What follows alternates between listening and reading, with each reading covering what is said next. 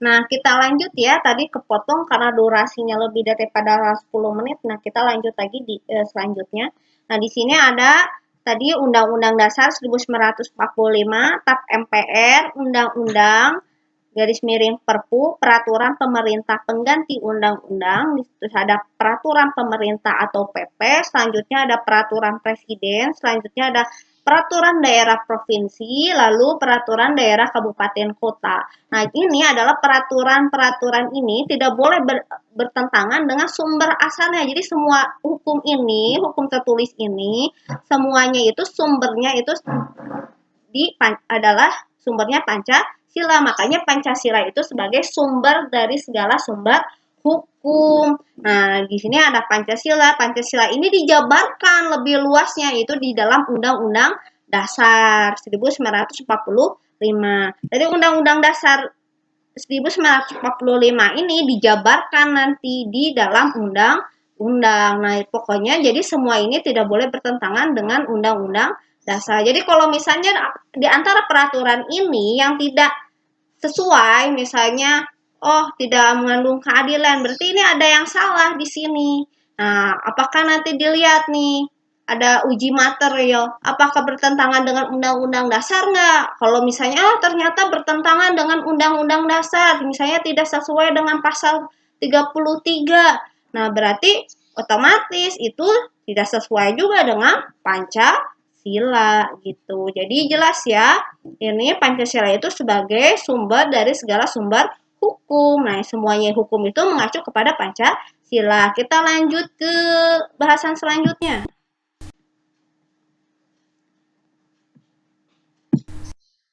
Nah, tadi udah ya, ini kita lanjut. Nah, di sini Pancasila sebagai perjanjian luhur. Kita bisa lihat di sini ada gambar orang sedang rapat ya, sidang ini. Ini adalah sidang PPKI. Nah, Pancasila sebagai perjanjian luhur. Perjanjian luhur itu apa? Perjanjian luhur di sini adalah suatu perjanjian yang disepakati bersama oleh seluruh rakyat Indonesia dan harus diamalkan serta dilestarikan. Nah, di sini Pancasila sebagai perjanjian luhur telah dan disepakati melalui sidang PPKI pada tanggal 18 Agustus 1945. Nah, jadi di sini kita sepakat tanggal 17 Agustus 1945 ini kan kita proklamasi. Nah, hari selanjutnya kita baru di sana mengesahkan bahwa ideologi negara kita adalah Pancasila. Jadi Pancasila itu sebagai dasar negara kita. Jadi kalau ke depan, kalau misalnya ada yang ingin mengotak-atik Pancasila, misalnya menghapus atau merubah atau sebagainya, berarti telah melakukan apa? Penyelewengan gitu. Berarti sudah tidak sesuai lagi ini. Gitu. Berarti melanggar perjanjian luhur yang telah disepakati oleh bangsa ini gitu. Selanjutnya,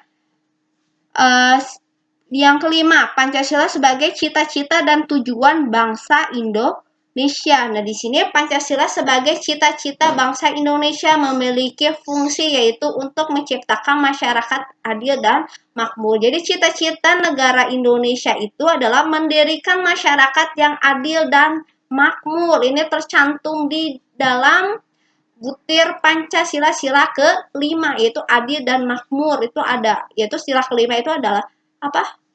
Keadilan sosial bagi seluruh rakyat Indonesia yang diantaranya itu penjabarannya adalah mendirikan masyarakat adil dan makmur. Nah, jadi kalau misalnya mau adil dan makmur nanti kita bahas lagi ya selanjutnya. Nah, selanjutnya di sini ada Pancasila sebagai satu-satunya asas dalam kehidupan berbangsa dan bernegara.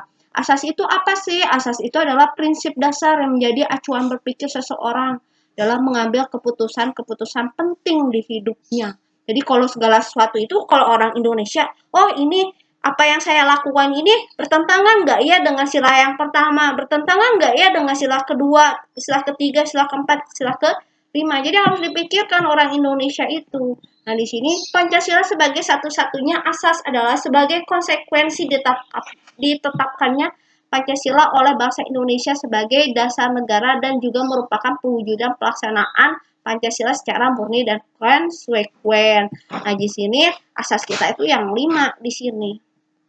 Bisa kita lihat misalnya Kalau ada orang yang tidak suka sholat misalnya, berarti dia telah melanggar apa?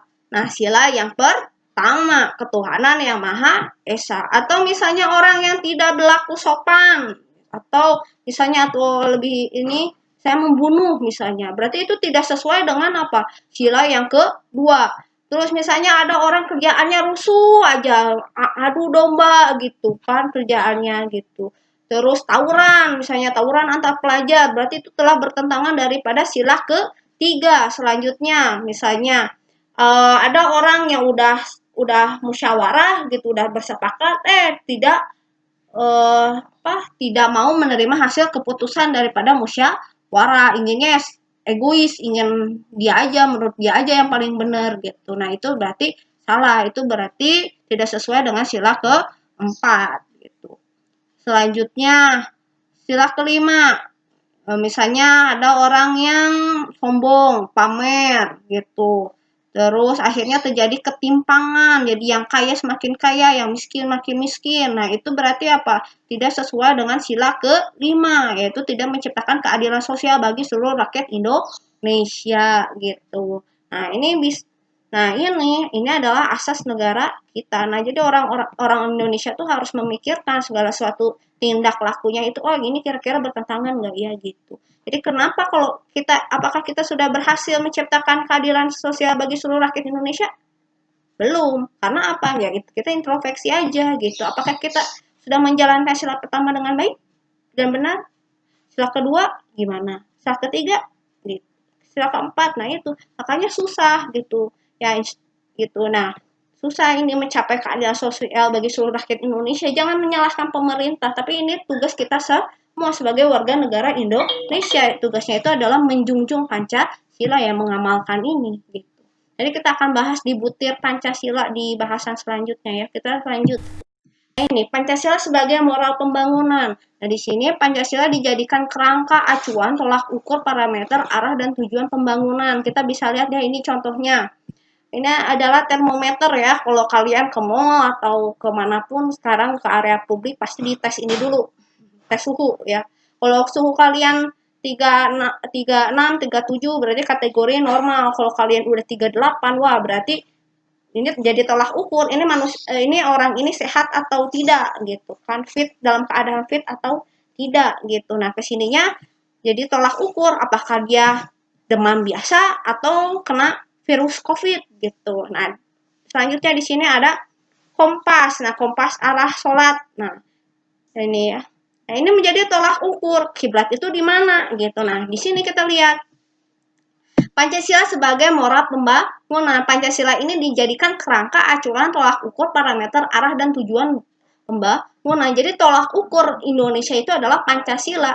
Berhasilnya Indonesia itu kalau misalnya Pancasilanya ini dijalankan dengan baik, yaitu ya ini terciptanya keadilan sosial bagi seluruh rakyat Indonesia. Kalau sampai sekarang belum terciptanya keadilan sosial bagi seluruh rakyat Indonesia, berarti kita ini ada yang salah dalam pengaplikasian daripada sila-sila yang 1, 2, 3, dan 4 gitu. Jadi ini tugas kita semua dalam membangun Pancasila dan mengamalkannya Pancasila dalam kehidupan kita sehari-hari.